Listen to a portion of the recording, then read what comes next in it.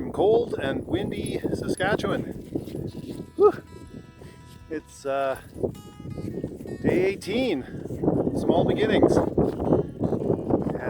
right now it's about minus 15 and a low wind, about 30 mile an hour winds. It's quite cold here. And today we're going to do a bit of a judo warm-up, if you want to join me. And we're going to talk about love. So just imagine what that's going to be all about. I hope you enjoy it. So let's dive right into it.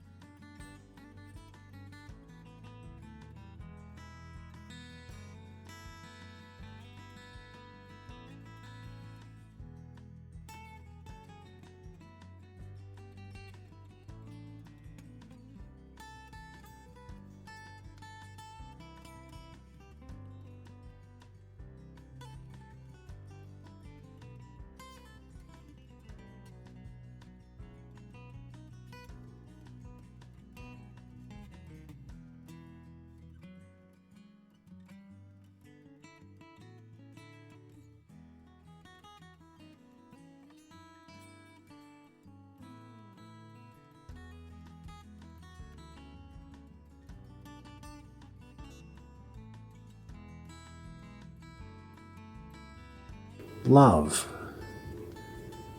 What is it? We want it, we need it, we give it, we receive it. My own feeling is that love isn't an emotion.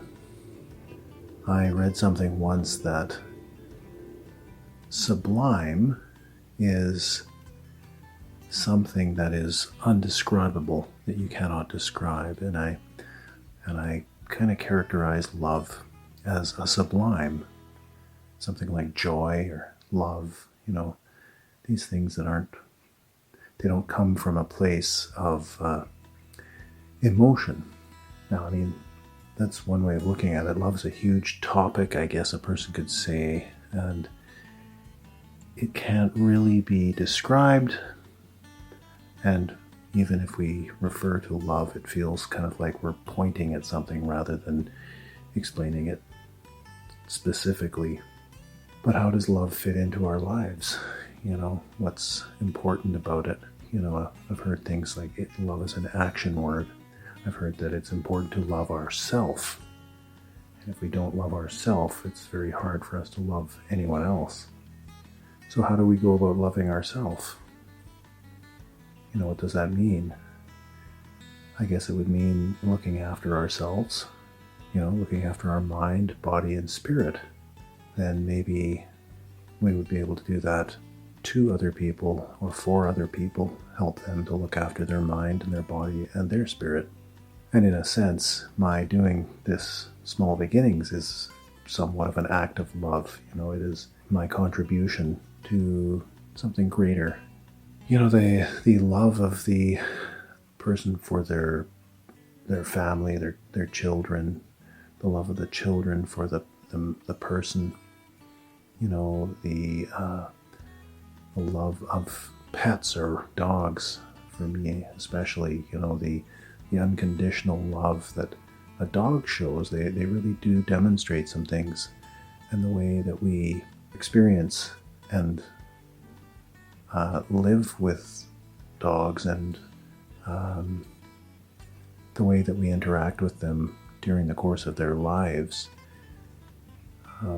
I feel like it teaches us a lot about loving babies and, watching the lifespan of another creature and enjoying them, experiencing their unconditional love, and then watching them get old and, learning how to love the elders.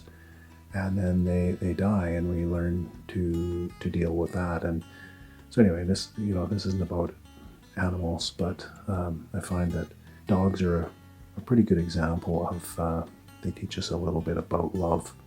As one example, cats, I'm not saying cats aren't the same, but cats are different. They have a different sort of an angle. But falling in love, in my experience, I think we all have to be kind of careful around that, because love can be confused with other emotional things, and we can become obsessed. And obsession is probably different than love. I think really ultimately getting back to this idea that we have to learn to love ourselves before we can love someone else, and working on loving ourselves first. And if we get really good at that, then we shouldn't have any problem loving other people. And that's why in small beginnings, if we look after the mind, the body, and the spirit, then we have a better shot at helping others to do the same thing, whether that be in a relationship with a spouse or children or our parents or anyone else. Love. It's a massive word. It means so much, and yet I believe it to be one of the sublimes, something that is truly undescribable, and yet we can point at it. I hope you enjoyed this. I'm glad you're here today, and I hope you're back here again tomorrow. Have a great rest of your day.